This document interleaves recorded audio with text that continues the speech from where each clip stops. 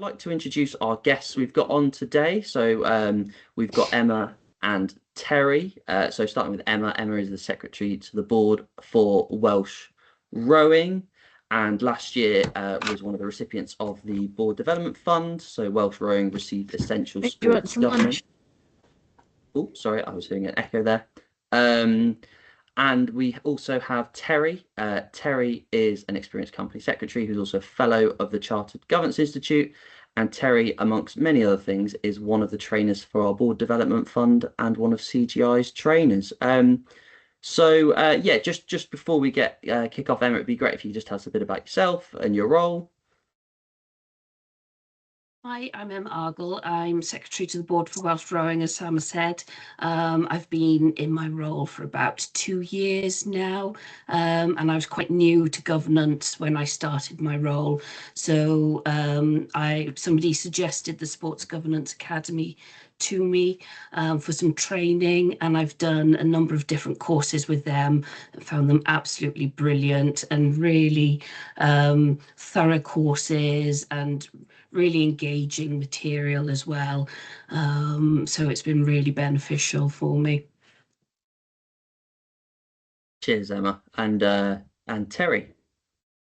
Hi, great to see you all here today. As Sam said, I'm a Chartered Governance professional, so that means I've done the Chartered Governance Institute's professional qualification and evidenced a number of years' experience. I think governance is really sexy and everybody should get excited about it. So I've also done a master's in it, and I'm toying with the idea of a PhD, but I can't find a subject that I'm prepared to do that much reading on yet. So if you've got any ideas, let me know. I've got 30 years experience in the boardroom, so I've seen the good, the bad and the less desirable of boardrooms. And as Sam says now, I'm a trainer for the Institute. Fab. Thank you, Terry. So just before we get going with the content, just want to lay out what we're going to do today. So what we're going to start off with is I've got a very short presentation explaining what the Board Development Fund is, because I know some of the people on the call are very familiar faces. Some I think are brand new to the SGA, so welcome along. I can explain a little bit about what we do as well if you're not familiar. And then once I've got that bit out the way, we will then have a conversation with Emma and Terry about their experiences from both sides of the perspective on the Board Development Fund. And then we'll have time for a Q&A at the end. So yeah, if you think of a question, please just feel free to pop it in the Q&A section so we've got it ready for the end. Right, so I will share my screen. There we go. Everyone seeing that okay? I can see some nodding. Wonderful. So I will start the slides. So, yeah, welcome along to this session where we're going to look at the Board Development Fund.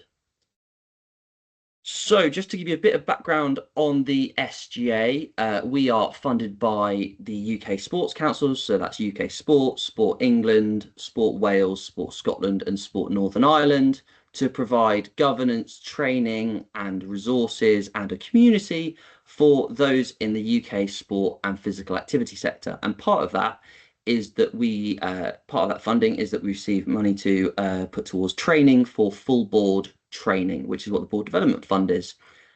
So I don't think anyone on here is from outside the UK sport and physical activity sector, but if anyone's watching on the recording, then this is, yeah, it's only 4 boards in the UK sport and physical activity sector. So we offer a suite of free customizable in-house courses which come with a consultation beforehand as well. So you pick the course that you want to apply for, and if you're successful in your application, you'll then work with the trainer to really bespoke it to your needs, using both the application form you put in and also the conversation you have with them to try and uncover anything that didn't come out through the application. Applicants can apply for a maximum of 2 courses. You may want to do this for 2 reasons. There might be 2 separate courses that you're interested in, and that's absolutely fine. Or you may be looking to get a combination of the 2. It can be a little bit more complicated with that, but we ask for you to still make 2 separate applications, and then it's up to our discretion basically if you get something that's combined or not, because this depends on quite variety of factors if we're able to deliver this for you. But if possible, then we may try and do that for you. And just finally, this isn't a fund to reimburse you for training that you've already paid for or you've got a training lined up for, but a chance to work with the SGA and the Chartered Governance Institute UK and Ireland to develop your own. So on screen, you've got the list of the 12 courses we offer. These haven't changed from last year, but last year Navigating AI was new. And if you want to find out a little bit more about these courses, you can go to our website, and if you go to Learning at the top and then Board Development Fund, you can scroll down and see little bios here. We keep these nice and short because these aren't designed as off-the-shelf products. They're really designed to be made around what you need. So we provide the details more as a way of providing definitions. So I know in a previous year, I think someone applied for a board effectiveness course. However, in their application, they described a boardroom dynamics course. So it's just to make sure that you're asking for the right thing effectively. So how do you apply? So first of all the details are on that website page I just showed you. You're able to see all the available courses, what the application process looks like, and the application criteria for all the questions, because we don't want to reward people for being good at filling out forms. We want to try and help you put your best foot forward effectively. So please, we encourage you to use it. If you want to use it like a mark scheme, use it like a mark scheme whilst filling out your application. And we also have the timelines available on there as well. We also have further application support. So we have a little article basically describing how to write a good application. And we also have our AI policy and our AI support. You'll be pleased to know, some of you, that you are allowed to use AI, but we will touch on that a bit later. And we want you to use it safely and effectively. And finally, to apply, the link is readily available on that web page. But if you would prefer to apply using a different medium, so one that we've done in the past is we've done transcribed video calls. But if you have another method in mind, please do get in touch and we will happily accommodate you. But please make sure you do this before the application deadline, and preferably well before, so we can get something in the diary. So how does it work? So last year we revamped how the application process will work. So we've got 2 application windows now rather than 1 during the year. We're currently at window 1 up here. So window 1 applicants are able to opt in to be considered for window 2 if they're unsuccessful first time around. So when the deadline comes around, we'll review all of the applications. Obviously, we'll tell the successful ones. If you're successful, we will give you a call first. So please put a phone number in that we can contact you on. If you opt out of being rolled over to window 2, we'll obviously inform you by email. A reason to do this may be because you don't have the bandwidth to do a course later in the year. We did have someone last year roll over and then were unable to take up the training due to the later notice. So please consider this as your application. You can change your mind. But yeah, what most people do who are unsuccessful, they do opt in our experience, and then are added to the pile of applications for window 2. Later in the year, we'll open the window for more applications. If you are unsuccessful, you can ask for feedback and also edit your application if you like, or put in a brand new one. And then we will review all eligible window 2 applications and inform you how you got on, successful or not. So just to put some dates to those milestones. So the application window 1 has opened today and will close on the 20th of March at 9 p.m. The reason why we have 9 p.m. is because before we used to just have it as midnight, but then we found people were putting applications in at like 11:58 was the latest I think we ever got. So it's more just a welfare thing to give you enough time if you need to do it after work, but not so you're up into the middle of the night. And you'll receive your results by the 9th of April. If you're successful, you can expect to probably get a call that week. And if for whatever reason, if we're overwhelmed with applications and we do need to extend any deadlines, we'll obviously inform you all. Application 2 opens in May. So if 20th of March is too soon for you, You can always apply then, and you've got until the 19th of June, with final dates being the 9th of July. So if you are going to apply in application window 1, the 2 dates you've got to look out for are the 9th of April and the 9th of July. And finally, and this is quite important actually, that the deadline for completing your training is the 30th of November this year. So keep that in mind when you're applying. So you'll be pleased to know that not a lot has changed since last year. If you applied last year, if you're new, then this may not affect you so much. But first of all, we just had some minor wording adjustments in the questions. This includes adding question numbers to them just so you can reference them a bit more straightforwardly. We've also added a link to the application criteria as part of the application form. So once you reach the section that is under the application criteria, you can load that up in a separate tab quite straightforwardly so that you can reference that. And finally, we just offered a bit more guidance on the question around previous funded training in the last 12 months. So what we ask is that you tell us if you've received any funded training, whether that's from us, through the Board Development Fund, or if it's through the UK Sports Council or whoever it might be, and a little bit about what the governance training was about. But what we're trying to get here is, because we don't want the fund to go to the same 10 or so organisations every year, we do want to spread it around, but we also understand that sometimes you may need training twice in 2 years. So we just ask you to justify why your organisation should get it. Again, there might be a reason like you've had a massive turnover in the board, or something's urgently come up on a skills matrix that needs to be addressed due to someone leaving or something like that. But yeah, we ask you to provide the details on that so we can understand why you need the training. So a little bit on AI.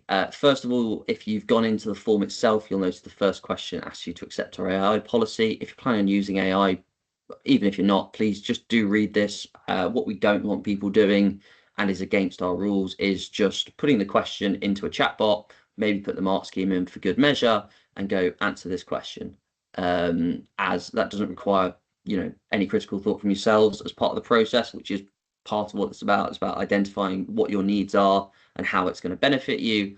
But also they're really easy to spot on our end, and they often don't provide very good answers. It's very buzzwordy. It doesn't have any of the context of your organization, which is really what makes a good application. So yeah, please read the policy, and also please do read the guidance, as this will help you use it safely. As what we don't want you doing as well is, if let's say I was applying on behalf of the SGA, and let's say I was applying for risk management, and I write into the chatbot, oh yes, here at the SGA, we don't do risk management. Don't worry, we do. But if, for the sake of argument, I did that, it may internalize that as part of the model. And then when the next one comes out, if someone goes, tell me a bit about the SGA and its risk management, it might then say what I just told you. So please be careful, especially with public tools and not internal ones. Speak to your information security officer if you're unsure. But yeah, they can be great for generating ideas, finding out more information, as long as you double check the information, and reviewing a text, again, as long as it's in a safe environment. But the fact they don't have your experiences really stops them giving you anything, giving you full answers.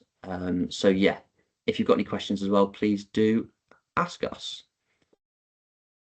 Finally, just some tips for writing effective answers. Again, you can find some of these on the website, but what's really important is we are like AI chatbots. We're not as familiar with your organization as you are. If in doubt, please give us more relevant detail. So we just don't know as much as you do. You might refer to, the board struggle with this. Tell us how they are. Tell us some of the details. You might have, for example, I'm thinking of finance for non-finance managers. You might have lost a couple of chartered accountants from your board. So please give us the detail that we need to understand the issues you're having. And I'm going to read this next bit verbatim because I think it's quite important, is that across the whole application, successful applicants provide great levels of detail and demonstrate the relevance of the course requested in their applications. This is really important, as if you just do one, so let's say you provide great levels of detail, you might tell us about lots of the problems you have, but we might not understand why this course is going to help, and vice versa. If you tell us how great the course is going to be, but don't provide us any examples of why that might be useful, it's quite hard to take the claims to the degree that you've claimed them. So yeah, please make sure you provide both of those. And finally, I know I mentioned it before, but if you struggle filling out forms, we can offer applications over a call or another medium if need be. So welcome back. Sorry, I've just come back to seeing all your faces. I'm just going to check the Q&A, just check if there's any questions I can quickly answer on that once it loads. It does not appear to be loading. Let me try that again. Yeah, the one question about the certificate in sports governance, no, that only is about board training. So don't worry about the certificate. How flexible is the training deadline? We might be able to, but if you could really tell us early doors, and January would be the absolute latest we could do it. Yeah, so that would be it. So yeah, if you're getting some changeover in board, please do mention that. How many applications do we usually receive? So last year was we had the most applications we've had before, which was 45, I believe. And last year we were able to offer 14 places. So that gives you a bit of a rough guide. The number of courses we can offer does just depend. For example, if someone is needing, just a 2-hour course on something, we might be able to offer more courses than if many applicants are needing full day courses. Yeah, but that's about roughly the numbers we are looking at, and that's across the 2 application windows. So it'll probably be about 6 or 7 in window 1, 6 or 7 in window 2 is the ballpark we're looking at. I think that's answered all of those about it for now. If you think of any more, please do pop them in the chat. But if not, I will, sorry, I just need to go back on there.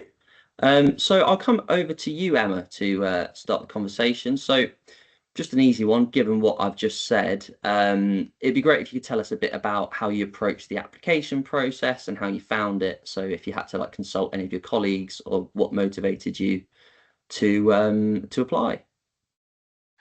So our process started, our board had filled in a questionnaire about what sort of courses, CPD courses they would like to sort of bolster their role as NEDs on our board. I'd spotted the Board Development Fund on the SGA website, and it had just popped up in time for the next board meeting. So I asked the board if they would like me to apply on their behalf. I explained to them what the Board Development Fund was, how it would be free training, and all the different types of courses available, especially as a number of the courses available for the fund ticked quite a few of the boxes that our directors wanted further support in. So once they'd agreed to that, they were very happy. They liked the fact that it was fully funded, especially as we're a small organisation with a very tight budget. So having to, apply for all these, or spend money on all of these different CPD areas, it was good to know that there were 2 applications we could put in to cover those really core areas that we needed then, our main priorities.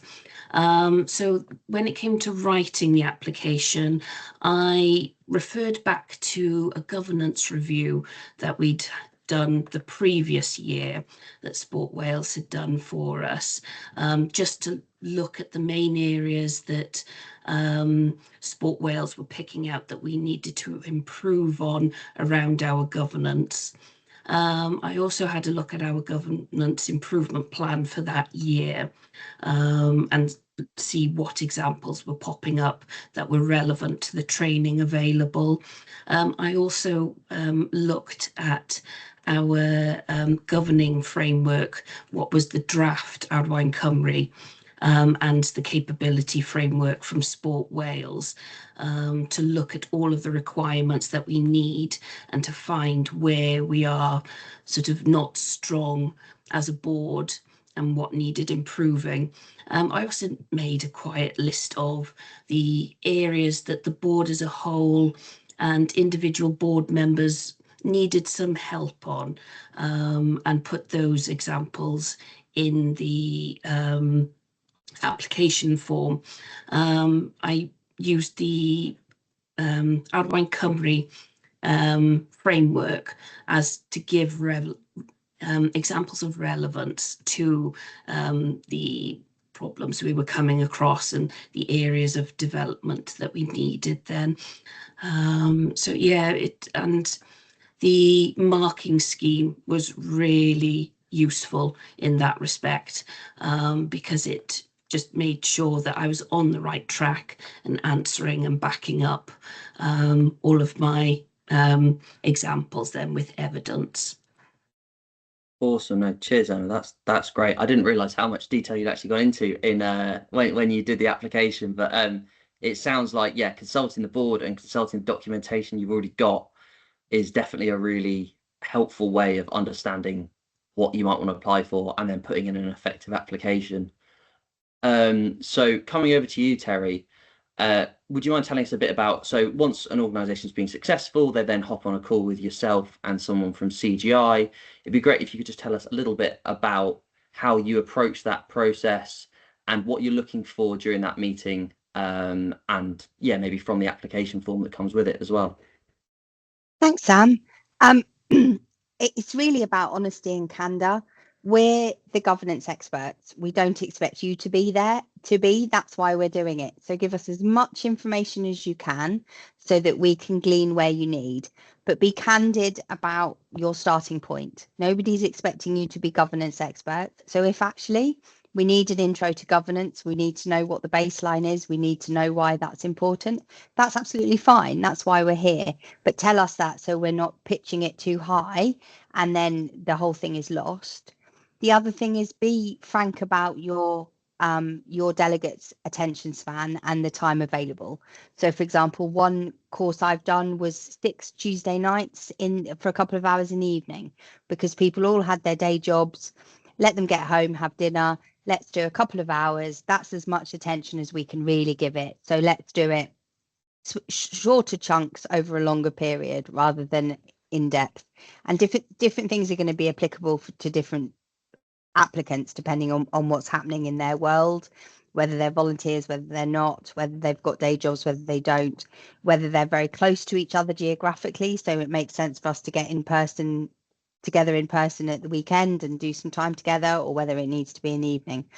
But yeah, be honest about the starting line, because there's no point in us training at this level if actually the knowledge is here, and be honest about focus time, because it's absolutely fine to say the most we can do is 90 minutes in the evening.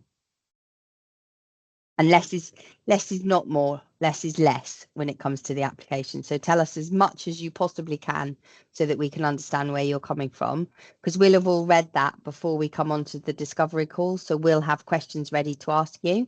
So it'll be much more efficient if we've got an idea of where you are.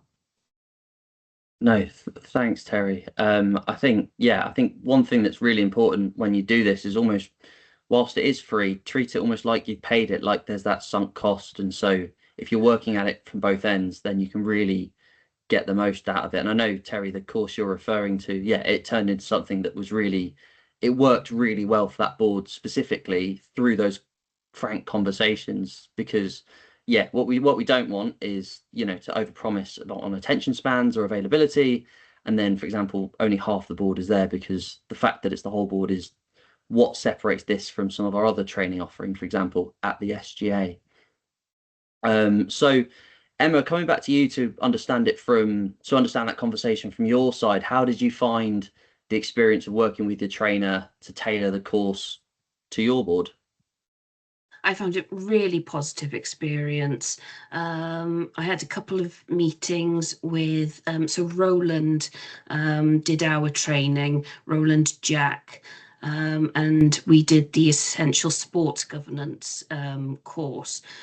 So I'd sat that myself a year previously with Roland, and I did it over 3 sessions. So like Terry said about board availability, you know, and attention spans, I was able to let Roland know that, you know, we have a very busy board who are not only got day jobs, but also involved in volunteering, running clubs and coaching, as well as being a board member. So they are very busy. So we were able to discuss how we would deliver the training, whether we could potentially attach it to the end of a board meeting. I mentioned the usual length of our board meetings, and they're usually 2 to 2.5 hours. So we realised that we could set out another sort of 2 2-hour sessions for the board, and that they could fit it in to their schedules in the evening. Roland then gave his availability, and he said, you know, he's quite flexible, which allowed me to sort of doodle poll the board for when the best dates were for them.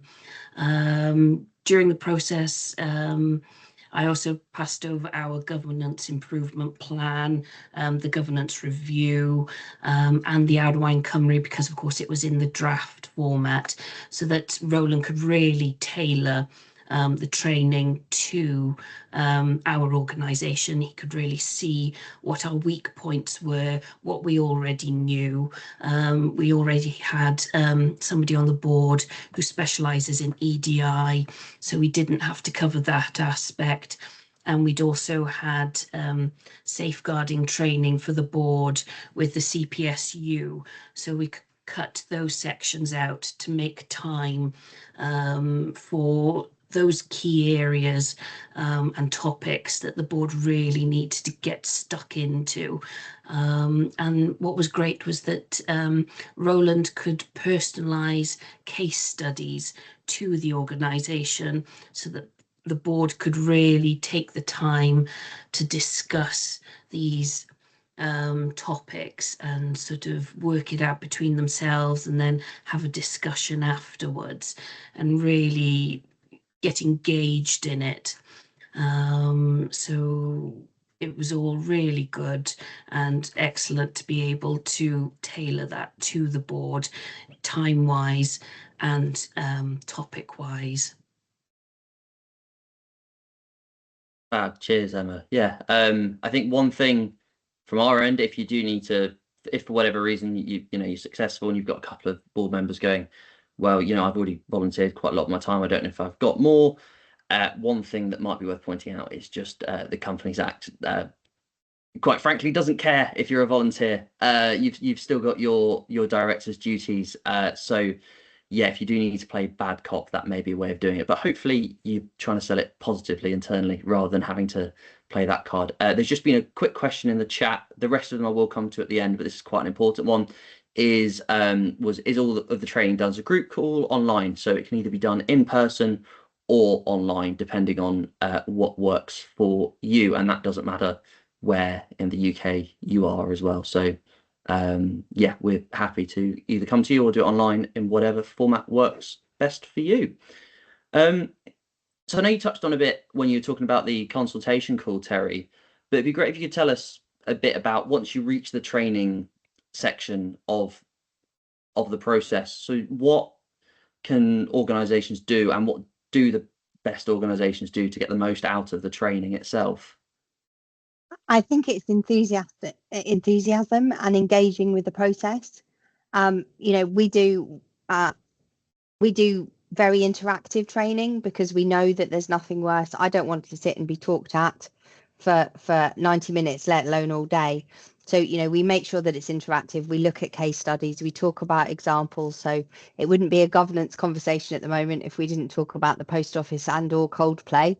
So we're talking about all the things that are happening in the real world and what can really happen. And as Sam says, the Companies Act doesn't care that you were tired, that you had a day job, that you and the reasonable person test don't care about any of those things. So understanding that it's in your best interest to be there, as Sam said, behaving like you've paid for it, because you are getting value from something. But the senior leaders need to lead it. We've seen situations where it wasn't actually with the SGA, it was with a membership body I work with. The president had sent an email that said to one person, don't worry if you can't make it, you can catch up on the recording. That email went around the whole organisation. So instead of having 30 people, we had 3. So we'd built a training deck that was about working breakout groups, working through some scenarios, having a go at doing different things. And there were only 3 people. So it didn't give the value that it should. So I think engagement, enthusiasm, and making sure that you're all on the same page. And as you say, Sam, if you've got a couple of recalcitrant people, try and drag them kicking and screaming with threat of the Company Act. Yeah. No, fab. Cheers, Terry. And Emma, just coming back to you based on that, in sort of what would be great. I'm aware that we want to leave a bit of time for questions at the end, but how did the board receive the training? The board received it really well. They were really positive and really engaged in the training session. What they found was good for them was that they could really go into the nitty-gritty of the organisation and ask how the topics we were covering were relevant to us. Whereas I find, when I've been in a training session with doing the same topics, you sort of feel a bit worried about asking about things that are really specified to your organisation, whereas there was no holding back. They could really get into it. And one worry I had was that when I'm doing training with other organisations, I can pick up what they're doing and get examples from them. But the board, I found, were able to ask Roland, what have you come across with other organisations? What are their good examples that they're doing? And Roland was able to feed that back in. So in a sense, they weren't missing out in that aspect then.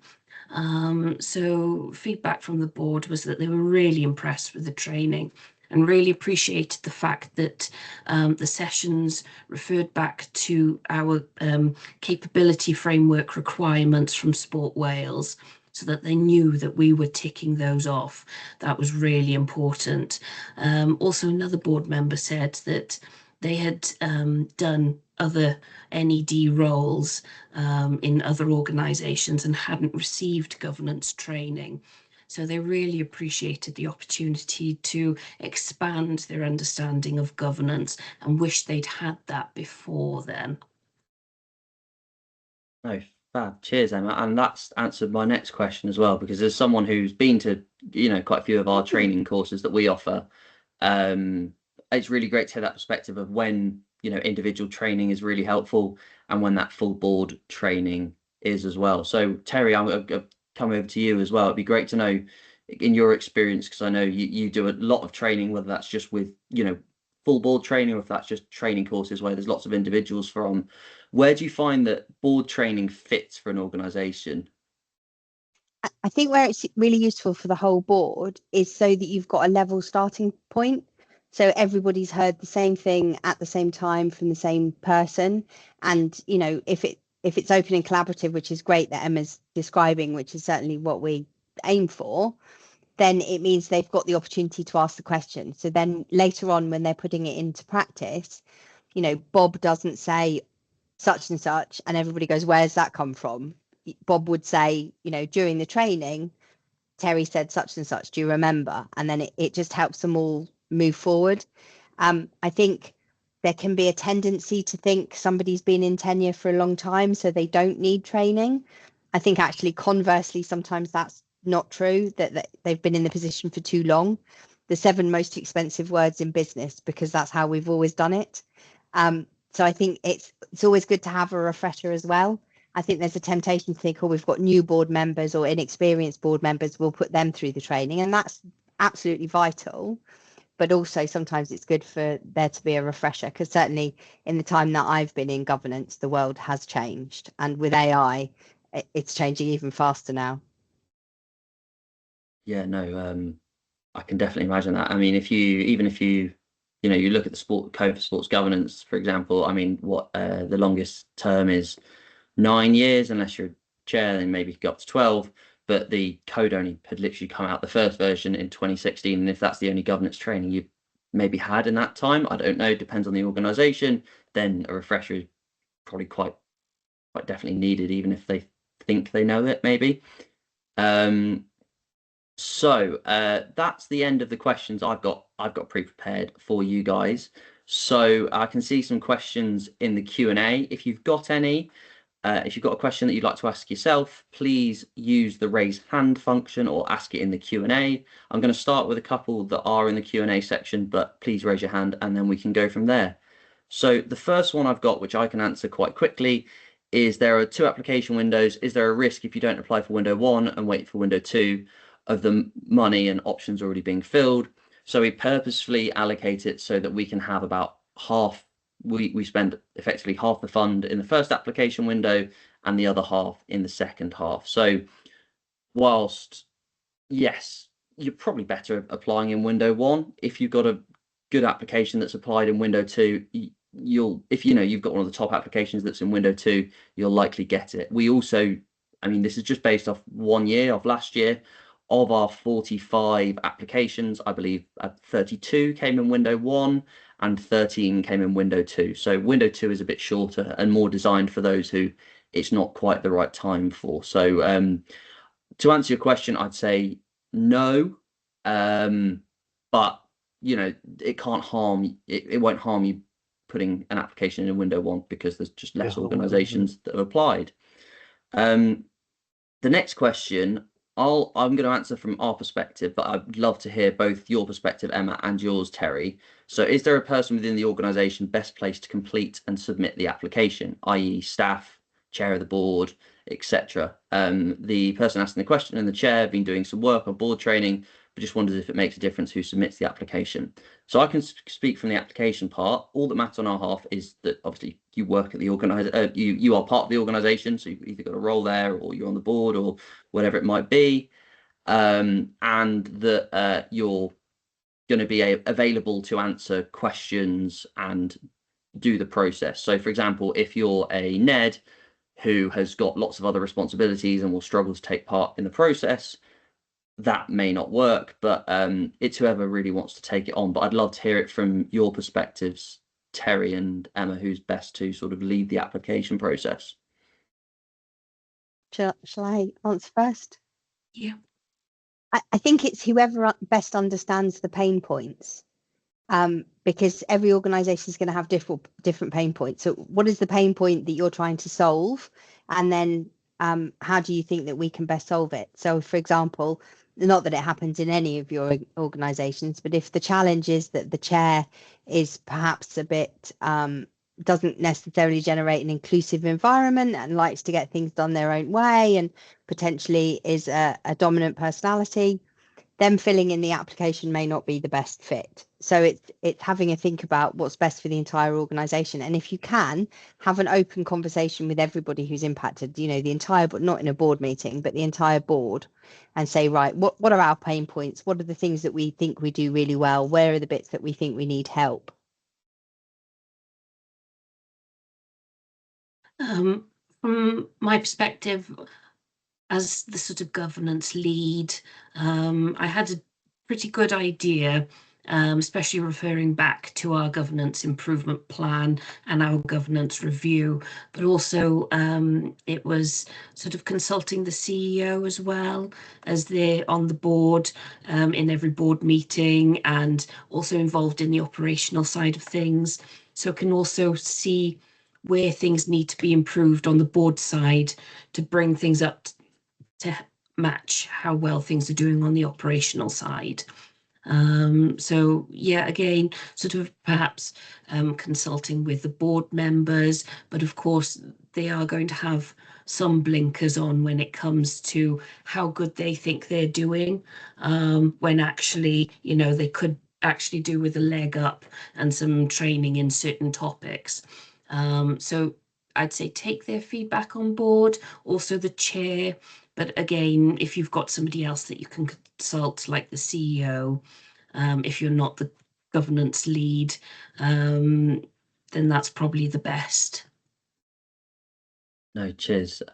Just to give some contextual information as well, I've just been thinking back as what we've had in previous years, and it is a bit of a mix. You do get people who are, for example, maybe governance, in charge of governance.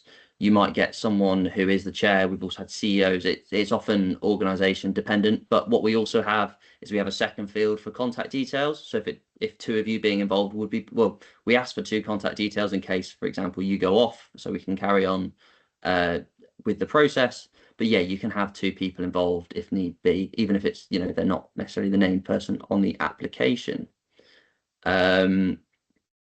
So coming up, I've answered a few in the chat, but just want to say it out loud. So if you're unsuccessful in window 1, are you more likely to be successful than a new applicant in window 2?